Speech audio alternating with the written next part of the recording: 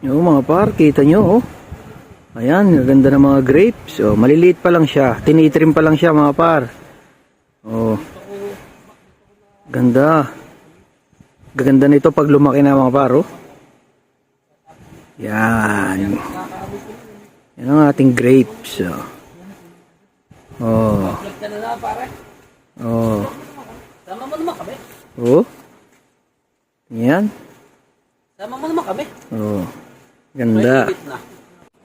Tingnan nyo naman mga paro, ang ganda ng pagkakasalansa ng ano niya, ng sanga. Talagang proper na proper siya. Oh. Kaya kung titingnan mo talagang talagang ang ayos tsaka yung mga bunga niya, ang ganda rin ng pagkakatubo. Hindi siya tulad ng iba na nasabit-sabit yung mga sanga. Ito ang linis talaga tingnan eh. Depende rin kasi talaga sa amo mga paro. Kaya ang ganda ng